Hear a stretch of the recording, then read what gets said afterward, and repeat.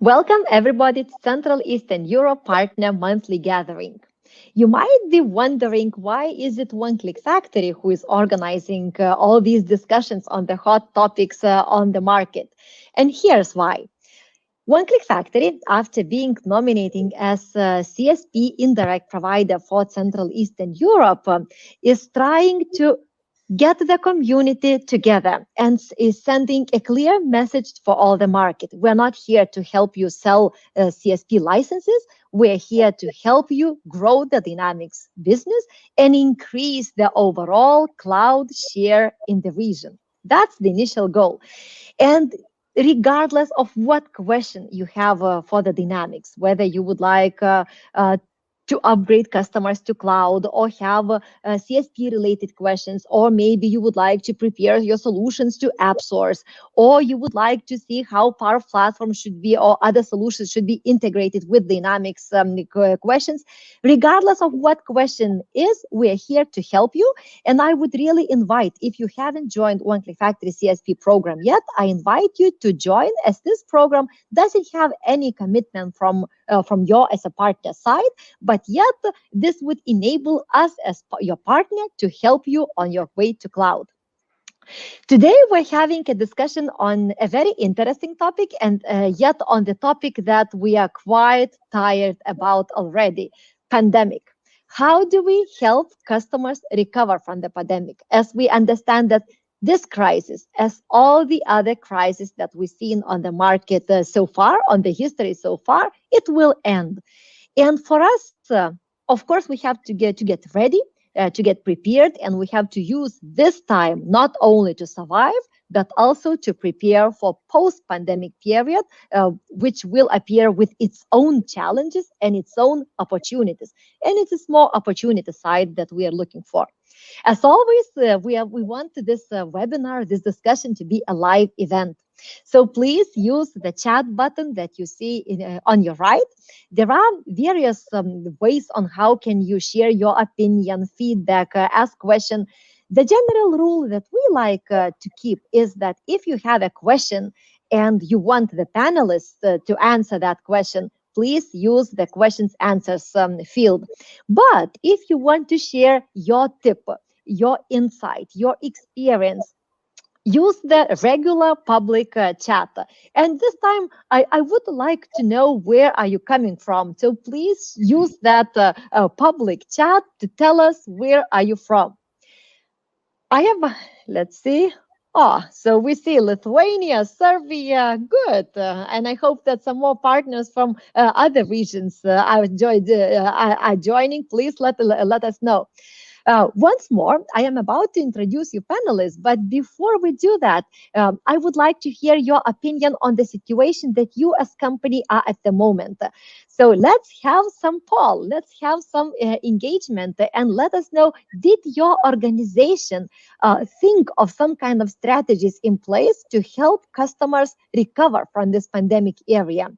And the options that you see, yes, we have strategic brainstorm discussions within management group, or yes, we are dedicating time to get new skills and to develop solutions that we expect that customers will be looking for once the crisis is over. No, we will address the challenge and get ready once we see the crisis is over, and maybe some other. And if it's other, please use again chat button to tell us what it is. And let's see what our results are showing. So 50% of respondents, well, the number is changing, but now I see 40, 50. So quite a number of you have a strategy in place. So it will be very interesting. So once the panelists are sharing the experience, please share your own ideas on what do you think life will be different, what you as partners are already putting in place, and maybe we can think of some ways on how partners can cooperate or take and borrow the ideas that other partners have. And with this, let me introduce the three experts that we have on board. As always, we are trying to have Microsoft view, partners view, and One Click Factory, who is kind of in between Microsoft and the partner view. So let me welcome Mirat Banklic, who is the regional director representing Microsoft multi-country Central Eastern Europe region, responsible for business solutions. Mirat, happy to have you on board. And there is a common joke saying that it wasn't the CEO, it wasn't Microsoft who pushed companies to go to cloud, it was actually COVID. What is your view on this? Would you agree? That's an interesting take on the situation right now. So, and a nice joke. Hi, thank you very much for inviting me to be part of this call, and hello everybody who joined the call. Um, I'm really grateful to be here and to be able to share some of the experiences and maybe some tips that are coming from Microsoft. Coming back to your question, yes, COVID was a great accelerator, I would say, on the uptake of cloud in general. But when we talk about cloud, it really we need to consider it as a tool rather than a means of and by itself.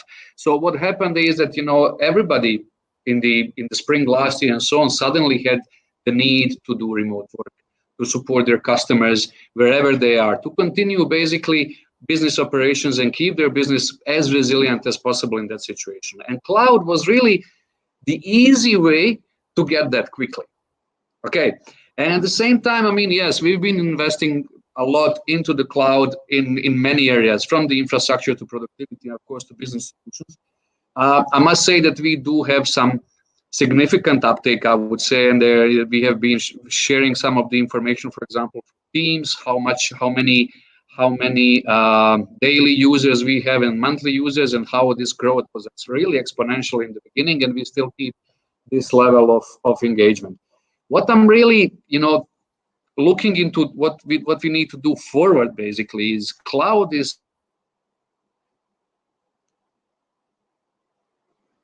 I don't hear you anymore, Mirat. I think something with the connection. Okay. Okay, let's Mirat will be back, I hope that he will reconnect. Let's introduce you the second panelist with Tautvydas Dagys, representing One Click Factory and its newly established Power Platform and CRM department. Tautvydas, would you say that it was a coincidence such a department was established during the hi. pandemic period? Yeah, actually, it seems more like a coincidence because One Click Factory overall serves partners in expertise of Dynamics 365, so finance and operations and business central branch, and CRM sister or brother was actually missing out of the picture, and Power Platform was coming together with a CRM, since the technologies are very related to that. So yeah, it was more kind of a long running planning, but actually my new team was really heavily involved during the pandemics with all the realities, because Power Platform itself is a low-code platform, and it allows us to create solutions very fast, and then we can react to the business needs, to the market needs in very quick way. And there were a big buzz around that in the community. We saw many partners are trying to create new solutions to address the customer needs. They were coming contactless solutions for safety and health management, remote work management solutions, different types for approvals, which used to be done on paper in the office, and suddenly everybody has to move at home, move to home offices, and the new solutions supposed to be in place in a weeks or month. And Power Platform was really a good platform to address the need and so on. And later we saw that some partners started to make the products out of that, and also, yeah, many of them were coming to us to get trained, to get technical support, and also to envision the business potential with us.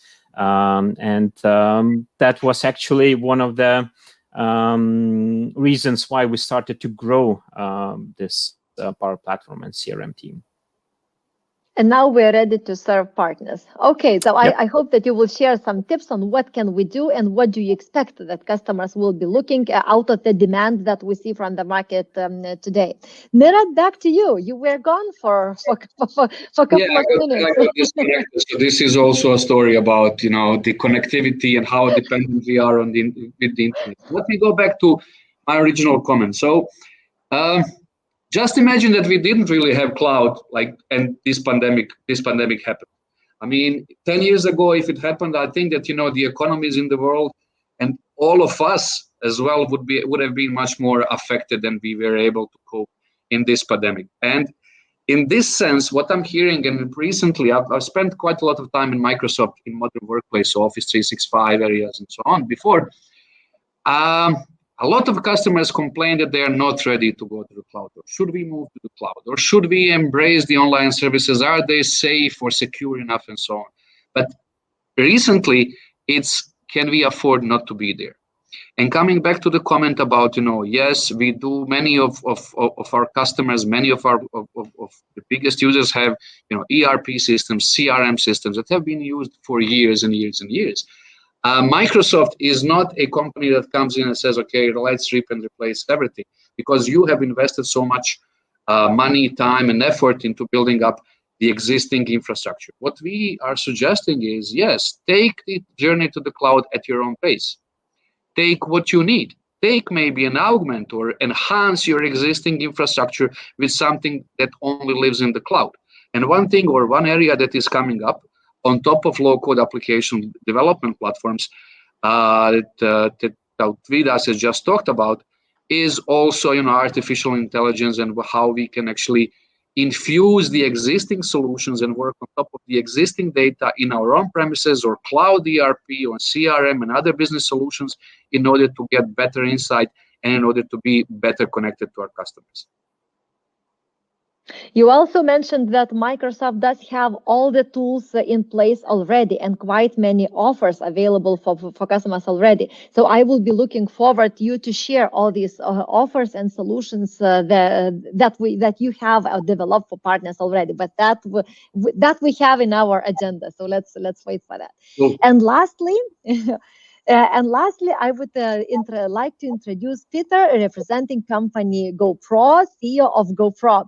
So, Peter, even though I have the motto next to your name saying we should be discussing about post-period situation now already, this was a very good comment that you said, well, it's not now. We should have discussed that 5 months ago already. And this is actually the time that you introduced your idea for roundtable discussion that let's not waste any time. The crisis will be over and we as Dynamics partners are carrying the responsibility. Let's brainstorm and let's connect partners and talk on what is there. So can you elaborate more on why do you think it's important that partners as community have these ideas and have these brainstorm discussions going on?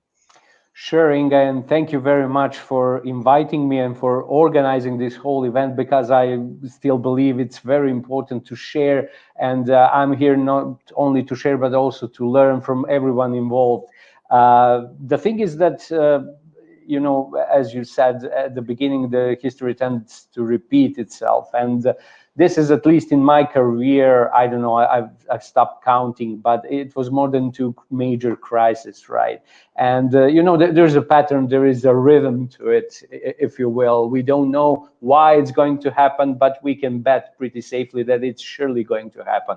Now, the thing is that if you approach it like that, it's okay, what do we do to be stable, to survive, and what do we do to be better out of it? Because obviously some businesses will fail, the others will flourish, and the others will remain, you know, pretty much the same, but they will be different afterwards. I believe that's the key element. And the 2 topics that I wanted to bring to the table is, number one is, how do we recognize that the crisis is over? And I don't mean the health-wise, I mean business-wise and the effect of it. And number two is, as we are now already discussing, what we as partners and together with Microsoft have to bring to the table to help our clients be better off during the crisis and afterwards than they were before. I believe those are the two key elements. And as Mirad said, I think that Microsoft has been doing and working and investing like crazy for quite some time now to bring a lot of good stuff to the table. And I can testify to that because I'm not sure what's everything in there, and I'm eager to learn that today. It's difficult to keep the pace, but I believe the key takeaway is that the whole crisis thing has changed the perspective from the clients. If we look like a year or 2 years ago, we were talking with the clients about the cloud, and frankly, at least in the area where I'm coming from, it's like, okay, what do you expect from me? To give you my most precious data and systems for you to put it somewhere in the cloud. The whole perspective was not very bright, but once we stopped using the term cloud, and just you will have it available regardless of the crisis, regardless of whatever is going to happen. You just need the internet connection, which you obviously have. All of the sudden, all those questions and concerns faded away. So I believe that was a huge learning for us to just switch a angle a little bit and have more things in cloud, and nobody's asking anymore. I think it's a very wonderful tip for other salespeople as well. That now we should, you use it definitely. The pandemic taught us this, right? Okay, Yeah. so before we enter the brainstorm of what tools do we need to have, what is the situation today? So Mirat, from Microsoft side, you are responsible for dynamic solution. If there were a few words that you could describe the market during the pandemic, how a partner surviving, what would it be? How would you describe that? Yeah, so it's an interesting look at this. So IT industry has been one of the luckiest few, I would say, in the world where actually we managed to grow, or most of us managed to grow, because there was a sudden need for new technology solutions. And while most of these or many of these projects were like kind of first aid projects that would enable the company to be in touch with their employees now working from home, or maybe working with the uh, customers and so on, we are now kind of entering a new recovery phase. And the crisis is going to, as Petras has mentioned, the crisis is going to eventually end. Okay, what is not going to change is that we have now tasted, the other side of the coin as well. So the thing that you don't really need to be in your office to be productive, that you don't really need to be constantly in the face-to-face customer meetings, or even in the same place where you work, basically, or in the same city as well. So we need to, build up the capacity right now. And I'm really happy with the outcome of your poll right now, that partners are actually building up solutions and thinking about what is going to come next. We need to be prepared to work in a much more digital world, in a world where we will most likely, and at least from looking into what is happening with Microsoft and other companies in our industry as well, vendors and many others, is work from home or remote work is going to become a norm. It's not going to be an option anymore. We're hearing about the new ways of working, like 4 days instead of 5 days, or maybe 2 from home, 3 in the office, and so on. There are different models that are coming, but whatever it is going to happen is it will require more technology and more automation. One of the things that we are seeing that is taking a lot of attention right now in the markets is automation. It's the management of processes and inside or company flows, or basically just going into the full robotics-based automation. This is the next frontier that is going to relieve, not just they're going to relieve the companies from the operational tasks and allow much better insights into what their customers are doing, and also allow them to spend much more time in customer-facing activities rather than just working in the back office, maybe producing reports or doing things like that. So one thing is that we need to be able to sum it up, we need to be able to structure the learnings we got from this crisis, to repackage it and be able to extend the learnings that we got from the crisis into the future. I'm confident, that we are, together with our partners, are going to be very, very successful. As Peter has mentioned, we are investing tremendously into especially these areas that I've just mentioned. So a lot about new business applications, a lot about artificial intelligence, a lot about automation and low-code application development. That will help us transform the companies and at this our companies, IT companies, at the same time also help our partners, help our customers, transform themselves. But generally speaking, it was a good year, right? Even with all the crisis, pandemic, and challenges in front of us, it was a good year for Dynamics and for Microsoft, right? The sector was growing, the cloud sector. Well, I'll say it has been, yes. Yes. Okay. I Peter, think what is... we can actually share, I'm sorry, we can actually share, many different IT vendors can actually share the same experiences. So it's been a good year for our partners, it's been a good year for Microsoft as well. Yes. And now I would like, of course, Peter to share partner side, but also I would encourage all of you representing the partner side to share on how are you doing? How are you surviving the crisis? Please write us in chat or and share. It would be interesting to see. So, Peter, what is the partner story? Was that a good year? How have you managed to survive and are surviving during that crisis? Yeah, well, actually, that's a very good topic, and actually, I think it's like exactly a year back, or a little bit less than that, was the day when we had the first COVID patient in the country, and we decided and we pulled the trigger during that same day. So it was a matter of hours that we switched to completely online working, completely we just left the office and didn't come back since. The thing is that the only thing that we needed to make sure is that everyone had a good internet connection, and that everyone had a place to work, within their own homes.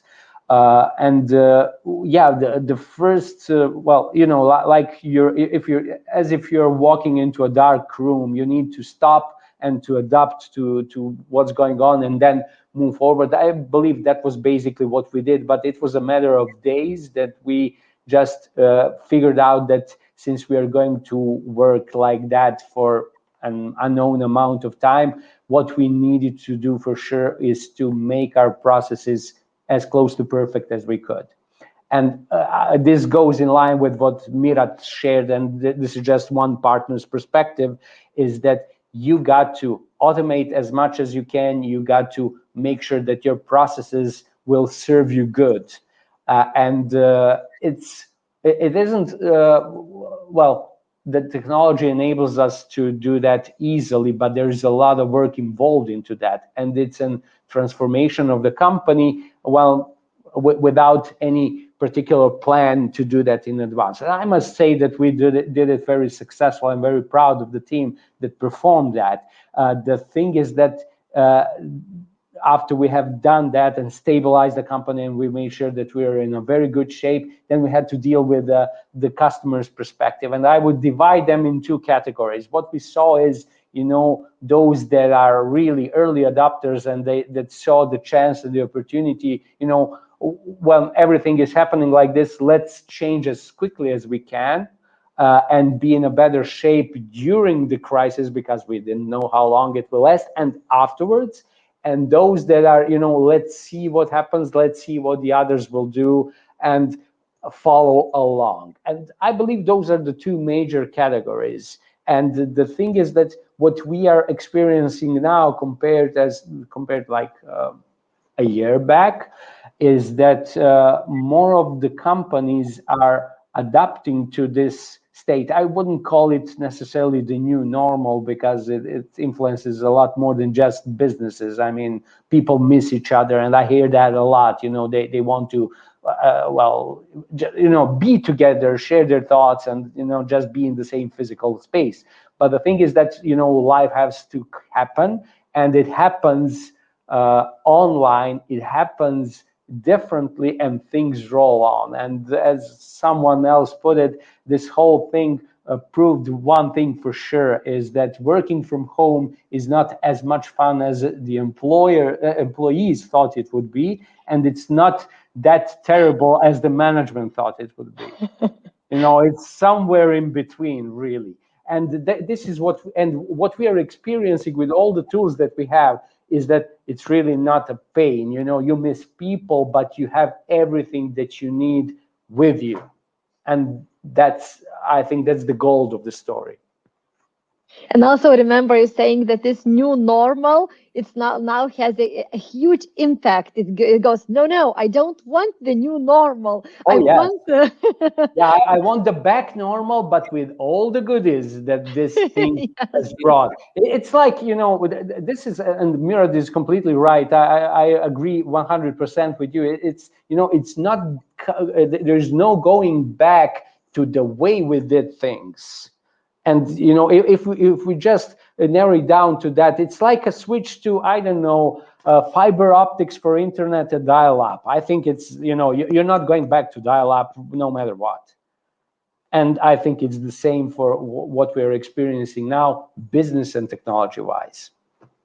My other question that I prepared was related to what you are saying. Do you think the investments will start right away? Well, you mentioned that, first of all, we have to identify when the crisis is over. But let's assume it is over. Do you think the investments that customers are planning will boost, or are they still going to be a little bit more cautious and sit on the investment side? I believe they're going to boost. Let me be very precise there, because if we look at it from a little bit different angle, what we had now was a dam for the investments. There are more percentage of the companies were reluctant to invest because they thought, let's see what's going to happen. We can wait a little bit. Now that time has passed, and they're seeing more and more companies that have invested into their improvements, process-wise, technology-wise.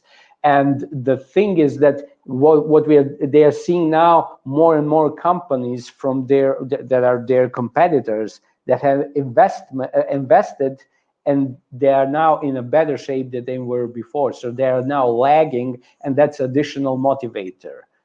So this is all assuming that your business is not at the very edge and you're not sure whether you will survive until tomorrow. I'm not talking about that very endangered group, and unfortunately there are a lot of companies that are in that shape, but they have other things to attend to. I'm talking about this very big and large group that are not sure or have already made that move. I believe that we are going to see, it's been a dam that's been building up. It's now going to overflow to the investment in those areas. And I see Mirad is nodding his head. Do you agree with Peter that from the investment side we are expecting the boost? Yes, the thing is, we also are. We are enlarging the customer pool as well. We see the companies that were never, traditional investing in the IT, maybe doing business old school, maybe doing it with only a limited number of their customers of their own. Now everybody is really just ramping up and going into the investment cycle. So if you ask me this question, maybe half a year ago, 8 months ago, I would have given you a different answer. Back then, nobody knew, and I completely agree with Peter as well, is that the truth is somewhere in the middle. So nobody knew, how long is it going to last. So everybody hoped it's going to be done by summer, by September, by sometimes and so on, that we are going back to normal. Looking into the crisis as it is right now, we are going to be in it for at least another year. We need to invest right now in order to survive. Customers need to invest in order to be and remain in the businesses. As Peter said, some of the companies will inevitably go out of the business, but they will be replaced with other ones. So investment in terms of crisis, I think it's actually a good thing. And there is never, you should never waste basically a good crisis, I would say, because it really helps differentiate you in the market. Let me give you an example, basically. So I live in Bosnia, in Sarajevo. And people over here are quite cautious when spending money online. There were, quite a lot of historically quite a lot of fraud coming in, and people were coming buying things that were never got delivered and so on. This really kind of in March last year resulted in maybe having 3 or 4 places where I could go and reliably shop online locally, mostly supermarkets, flower shops, and so on. Nowadays, I honestly don't remember when I was in a physical shop, except for maybe going, for the, daily necessities like bread, for example. I honestly don't remember when I bought something in a physical store. Everybody, within the first couple of months, everybody really scrambled to stay in the business, especially during the lockdown, where people weren't allowed to go out. Where pensioners, retired people who couldn't go out. My mom, who's 70, spent 3 months fully being locked down. There was a curfew, 24-hour curfew for the people over 65. So if there wasn't for online delivery, it would be a much more difficult question, much more difficult task to, just do barely necessities of daily living. And I'm seeing this in other countries as well. Bosnia, obviously, being closest to me, but I'm seeing this in other markets. So we are seeing the companies digitalizing themselves, really at a pace that we haven't seen before. However, one thing that we need to pay attention to, and this is also our responsibility, it's not just, we shouldn't really go out and just talk about, this and that technology and how it can generate these benefits or ROI or TCO. One important thing is, if the companies are becoming more digital, and inevitably every single one is, their employees will need new technical skills in order to use technology and so on. So skilling on top of selling and implementing solutions and advising, skilling the customer employees will be a very important thing to pay attention to. We are investing, and there are some programs geared at some of our biggest customers in the region, directly or through partners, and on-demand trainings are available for many of our technologies, solutions, and so on, in order to help the customers and our partners as well in this time of need, to build knowledge, skills, and tools necessary to survive and thrive, really, in the period that is coming. And I think, Tautvydas, this is something that we see at One Click Factory as well. So can you share our experience of what we see, how the market has changed, and what demand is driving now partners towards services that we provide? Because trainings, something that Mirat has touched, is one of them. And then all the set of Power Platform solutions, quick solutions, is there. Can you elaborate more on what do we see as a trend in the market happening? Yeah, so overall, from One Click Factory, I would say that one of the big demands and interest was e-commerce, as most of the companies were moving towards how to sell online, and that more about ERP systems. From Power Platform perspective, as I already mentioned, so there were lots of quick tools where it was the first choice to make those how we quickly support our employees in working at home, health management, even the mental health management, which was a huge issue during all these lockdowns, and safety management, workplace care management, etc., etc. So, and we saw that there were huge buzz inside community discussing and building these things together, or coming for us for the help. Also, Microsoft itself, they offered free solutions, so-called Return to Workplace, which were built on Power Platform, where customers were able to just download and deploy in their environments, again, to support the same areas. So that was the main things. Other interesting area which we noticed was robotic process automation, what Mirat also mentioned. And we felt that this was kind of probably the last kick to push your paper processes or physical processes into the last step of digitalization, where customers or partners were postponing those things. So this pandemic really pushed them off the limits, pushed towards the digitalization, whether they was bringing in the papers to submit something, getting the approvals or signatures, or I don't know, processing invoices or something like that. People really, companies really move towards, let's try to automate as much as possible. And if your systems are maybe legacy systems, they don't support the APIs and etc. So robotic process automation was really a good choice how to imitate the person entering the data or reading the data from somewhere, from, I don't know, some public systems, government agencies, and etc., and download to your environments. That was also very interesting area which we faced. And yeah, many partners were coming for us again because of all the buzz around the Power Platform to evaluate the business opportunities, to see whether even they were doing the Business Central before, or finance and operations before, or just office deployments as the modern workplace partners. They were coming to us, hey, can we evaluate this business area? Can we expand our competence? And can we upsell our customers? And or firstly, probably not thinking from upselling, but more for addressing the needs, because customers were coming to them and asking, can you help us with this and that? And so that was really on demand during all this period.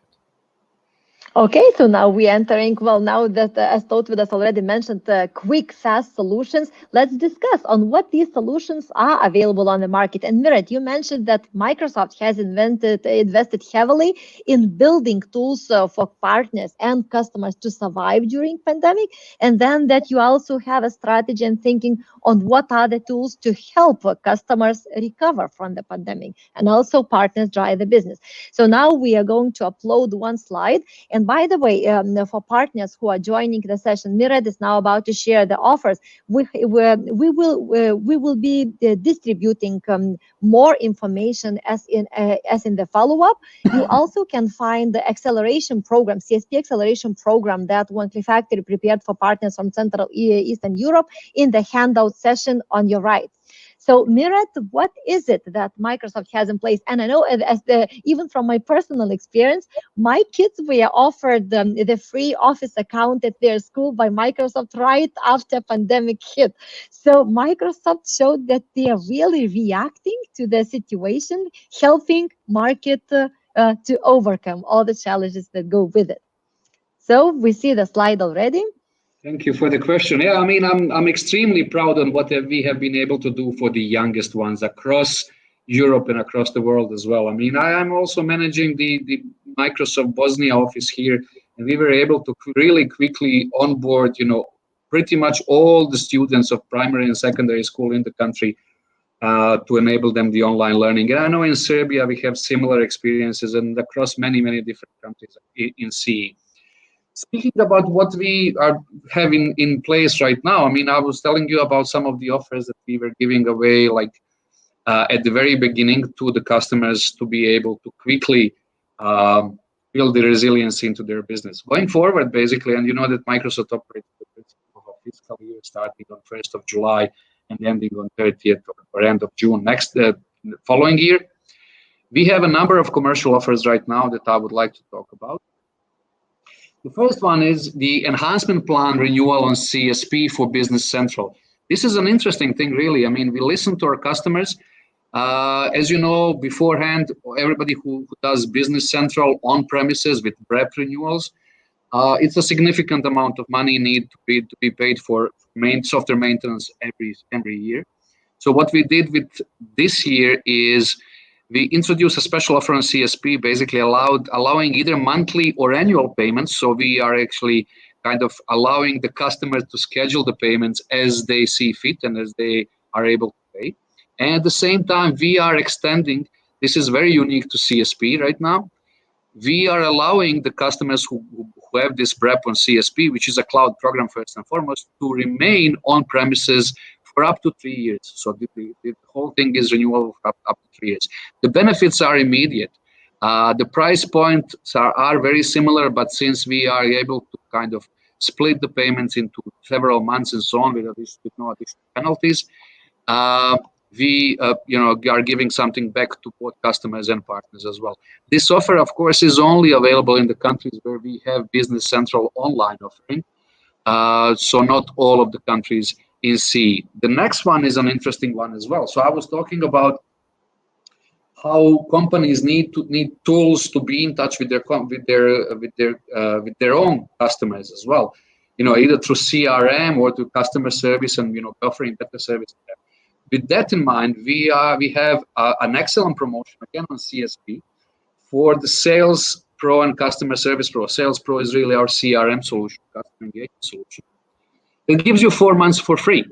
This really, these 4 months are usually, and I think colleagues on the call will also agree with me, are usually the lead-in time when you need to think about the analysis and different personas, implementation, and so on. So we are helping the customers bridge this gap basically by offering this discount in the first year. And lastly, the one I'm really, really proud of is the Power Apps promotion. So Power Apps, there's been a lot of talk about Power Platform automation and so on here.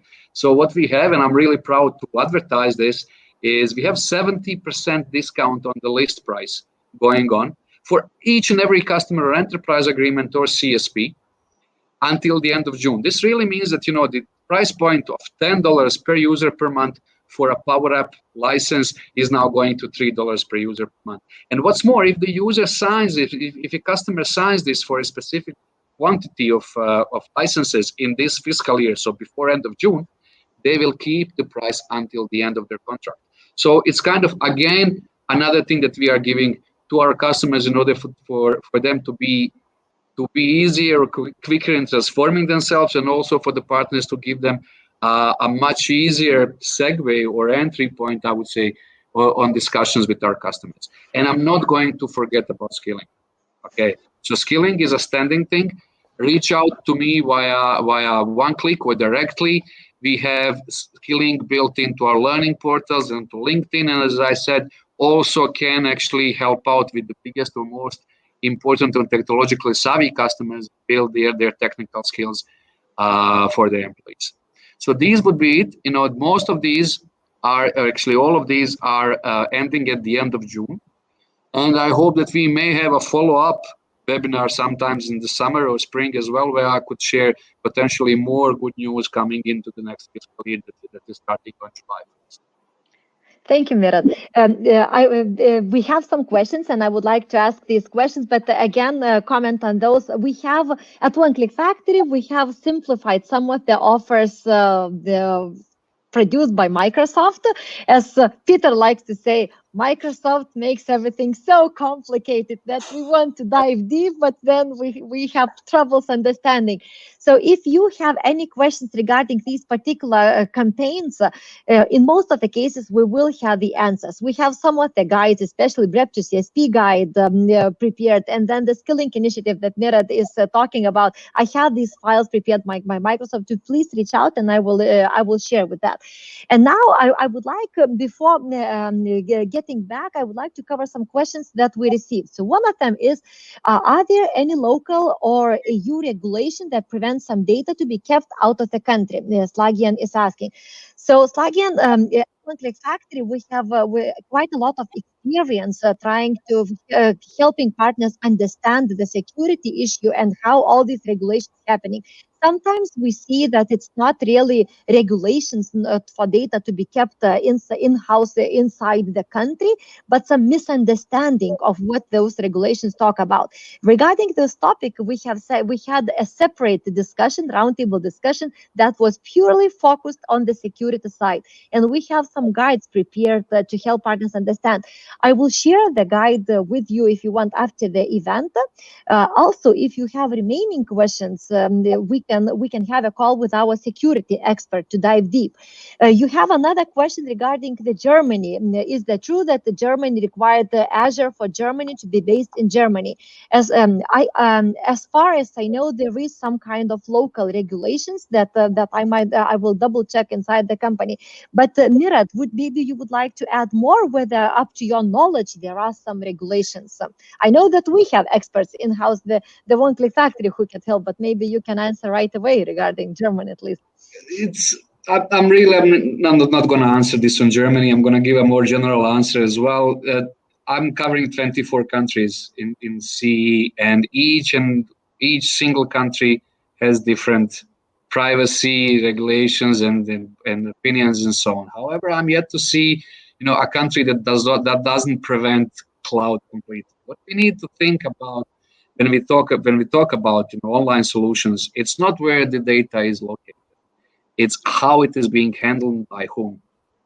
Okay, so what we do is, and you can actually find this information quite easily looking in Googling or Binging Microsoft Trust Center. You will actually find the full list or catalog, basically a website telling you about the security and compliance in our cloud, including things like GDPR compliance, which is one of the topics that we really need to talk about. Okay, and also, of course, compliance to many different protocols or standards or requirements by the governments. And I would say that we are actually at the forefront of this. The data in many cases is better protected in a cloud environment than in an on-premises environment, because not many customers can actually afford to have an ISO certified or a GDPR certified or FedRAMP and so on certified data centers by themselves. But by the pure virtue of being using and being within one of our own data centers, be it Azure, Dynamics, or Office 365, you enjoy these privileges. And at the same time, I'm not going to go into too many details, but you can actually on the Trust Center find the details about the procedures that we implement in our data centers, from the physical security and how they were from the physical architecture standpoint, onwards to all the processes and so on. Obviously, we don't share everything, especially not with the public, but even more information is available for our paying customers. Lastly, you choose where you want to put your data. We are expanding our data center. I don't know if you've heard, but the one of that is coming definitely is Poland. Then there's Greece as well in CE that is in plans as well. So we are hopeful that we are going to have many data centers or data storage locations closer to our customers as the time progresses as well. This is not to say that wherever your data is, that it's not as secure as being here within your own jurisdiction. We are trying to implement those positive regulations, rules, and comply with the local regulations wherever possible, wherever we encounter those. Thank you, Mirata. I also asked my colleague to share the link to recording of the roundtable discussion fully focused on security. You might find this discussion valuable too. So if she finds, check the chat. I hope she will publish that soon. So Peter, back to you. What are partners missing from? Do you think that these offers presented by Mirat is something what the market was looking for? Would customers find those attractive? What are you working and developing to help customers recover? Well, if we go a little bit back to our discussion at the beginning, and just to say that outright, these offers are awesome and really, this is really impressive. It's the things that the clients are looking at, and right in time, the discount on Power Apps promotion, as Mira said, is huge, and it's very sensible. Now, if we go to the topic that what is missing, as I said earlier, there's so many things going on now that I can't keep the pace, and I like to keep the pace. So I'm, thinking that if we don't structure that when we talk to the clients, then we'll create a little bit of a misunderstanding or maybe confusion and all that stuff. So if that would boil out to one thing, I would say that would be marketing. What I would like Microsoft to do, and as they did not that greatly with all the cloud thing, just avoid the word cloud, if that wasn't clear from the beginning, is that to help the partners convey the message in a more simpler way. Now, what we have been doing for years now is that what Microsoft provides, and it's a very broad sense, and then we as partners get to, to divide that in smaller bits, in smaller chunks that are very particular to that client is, just let's try to convey the message. Okay, this is what we came up with. This is what's in for you. This is how it's going to help your business. Now, obviously, we are not going to stop that. The partners are very specific and tailor that message to the clients. But as there is a volume of things that are going on now, it's difficult to discern what's actually the best thing for the clients. And I think that Microsoft, I'm pretty sure Microsoft has a very good and large marketing thing, just steer that ship a little bit to that more specific direction. I believe that that's the message, not only from me in particular. This is what I'm hearing from other partners as well, and this is just a voice to that. If this counts, that would be my kind ask for Microsoft in general. Of course it counts. Peter, I have no doubt it counts. And I would encourage other partners to tell what you are missing. You have this chance to tell Microsoft representative, Mirat in this case, of what you are looking for to help you do business, better business, and then recover your customers. And I would just like to be completely fair with this. This is like, Microsoft has served us main dishes and the drinks and the dessert, and I'm asking for an espresso. Okay? I just want that to be very clear. You should be getting your espresso as well. Awesome. Point taken. Okay, and now, so Tot with us. Now, question to you. And I see that we did trigger the attention of partners by mentioning there are some certain apps available for remote working already. Let me just check the exact. So this was curious. It was mentioned that there are great tools on Power Platform for remote work. Could you provide some examples? So now you as Power Platform expert, what would you say that, there are two questions that I would like you to address. What competencies do partners need to acquire in order to prepare building the solutions themselves? As everybody says, low code, no code, easy to start. And then what solutions do you see on the market already that partners could take and maybe use right away? Okay, so I can start from the last one. Actually, I pasted a few links on next to them as an answer to that question from this. And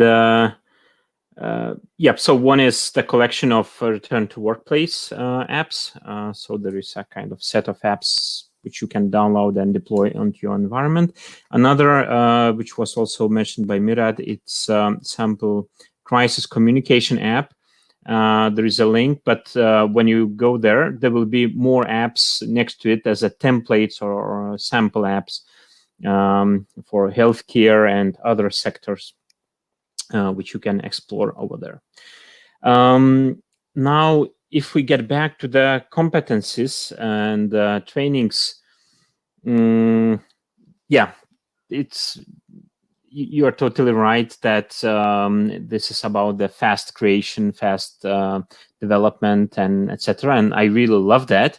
But of course, there are many risks as well involved in that, with the speed, how to maintain quality, how to maintain the growth and the volume of apps, how to maintain the notion of so-called citizen developers, where we enable all of customer employees to develop apps or solutions themselves, how we'll manage security, how we'll understand if they are not leaking data anywhere, and etc. And after the crisis, I believe we have to get back into the normal processes where we actually pay attention to all those aspects, which we probably skipped a bit during the just to contribute to the fast development. And we have to get back. And when it comes to competencies, I would say there are two buckets. One bucket, it's very interesting because low-code development, it enables the people who were not developers before, who were doing any other jobs, non-tech related jobs before. Maybe they lost the job during the pandemic, and this is really great and opportunity to enter the IT market and become a developer. And low code platform is really a good chance for that, because you don't require like extensive, I don't know, 4-year bachelor degree training, and you can gain those competencies much faster. And of course, this is one area. Another area, as I mentioned, to mitigate the risks. Definitely in this low-code development teams, we need somebody to govern all the process. We need architect, we need technical expert, technical lead, and again, there are specific trainings for that, who will supervise the big picture and understands and governs all those low-code developers who might haven't been developing before, just to cover those gaps and make everything into the smooth process. Thank you.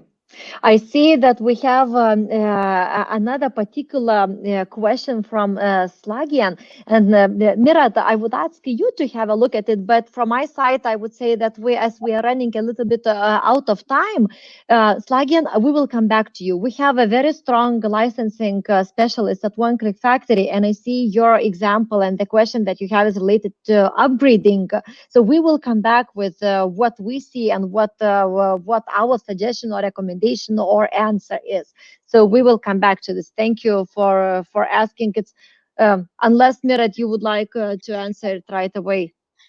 No, I mean, we cannot answer these questions right now on the spot, basically, without knowing which country and who the customer is. I'm sorry that you are waiting for the answer, to come back to you for such a long time. I'm at your disposal. I mean, through One Click or directly, basically. So if you want to reach out, I'll try to find out the information for you, or hand you over basically to somebody who would be responsible for a particular account or the country. Okay, so now we are at the end. I would like to ask you to share if there's one thing that you would like the partners or audience to leave this, some tip or insight or share, what would that be? So Mirat, up to you. So what is the one key thing that you want to have partners in mind? The time to act is now. We cannot wait anymore. Okay, we need to drive and adopt how the way we do work, everybody, how we behave, how we live, and so on. And we start we cannot start even today. We should have started yesterday. So it's the partners who are in the driving seat right now. So one thing is I'm a firm believer in dog food. So you need to use what you sell. Okay, so one thing is go and upskill yourself. And at the same time, go and help your customers right now adopt some of these technologies, some of these solutions that we have talked about, some of the new approaches, automation, CRM. And I'm also, I'm a firm believer that the time of CRM is yet to come, because what we're doing with CRM or customer engagement on that area is also building, insights on top of it. So basically, you will be able to pull all of your data from all of your digital systems and reason and infer about your customer, what he or she does or what they do, and how best to adapt and help them out going forward. But again, the time to act is now. Thank you, Mirat. Peter, what is your takeaway? What would you like to recommend or encourage partners to do from the partner perspective? Just make sure that you convey the success messages to your customers. Make sure that your process is in-house, as Mirat said, that we are using the dog food properly, and test it out. Try, motivate everyone to try and test out and see what's in there for you, because there are a huge number of things and you need to test it and see for yourself. That's the best way how to convey your message to the clients. And just to mention that we had huge success, but just showing our clients what we did with the tools that we have available. And they want, obviously, out of the bat, they would want this exact same thing, but actually they need something similar based on the same set of tools. So go out, look for the clients. They're expecting us to reach out to them. Thank you, Peter. Tautvydas, what is your one thing that you want to leave audience with? Only one. Okay, share two. You are one click factory on one click factory side. Okay, it's hard. Yeah, of course. First, do your homework and try to understand your customer needs and the pain points they're facing today. Brainstorm with your team and see how you can address. And most probably, the Power Platform low-code development could be a really good fit to address those issues. If it's not, you are not locked physically into the low-code development. If you are thinking about larger solution, it can be combined with a pro development. Microsoft makes it really connected together. So it means that if you're stuck somewhere, if there is a missing connector or something else, you can easily plug in the Azure resources and then really custom code into this low-code solution. And also adding on top of Mirat's idea about the dog fooding, I would suggest to think of, let's say, internal hackathon. It could be a very good team building event, and encourage everybody from technical developers, non-developers, try out yourself, create the apps for yourself, and see how it works. It might be that after 1 or 2 days, you'll get some nice internal tools which you can just utilize, use. And then with this knowledge, your salespeople, your technical people will have much more courage to go and discuss it with customers. And if you still haven't tried and touched the Power Platform, just then come to us and we can help you. We have the so-called acceleration program, where we help partners to really intense way how to get this competence quickly, how to start and evaluate your business opportunity very fast and add this competency on top of what you have today, whether it's Office or whether it's Dynamics 365. So low-code development could be really a good thing to address it now. So there is a huge demand coming today, and there is a window open now, and it would be really pity to miss this opportunity. I would add to what Tautvydas shared. I would encourage you to join One Click Factory CSP Acceleration Program. As mentioned, it doesn't cost anything for you to become a partner. But then from our side, we would assign the experts that know Dynamics and Power Platform as the back of our hand. And we will guide you through the process to help you take the most out of this momentum to help you build the Dynamics business. I would like to thank you all for joining. I hope you found the session valuable. We're having another session in middle of March that would be focused on attached services or professional services of Dynamics, on how to open up the discussion with your customers and sell more of a Dynamics solutions. I would invite you to join that event. And with this, I would like to thank our panelists. Mirat, thank you for joining and for sharing Microsoft vision. Peter, thank you for all the ideas and suggestions that you came and before the event and shared during the event. And Tautvydas, thank you for your expertise, the technical guidance and things that we have in place already. With that, goodbye to everyone. Have a nice day and see you in the next monthly webinars. Thank you very much. Thanks, everyone. Have a great day. Bye-bye. Bye-bye. Bye now.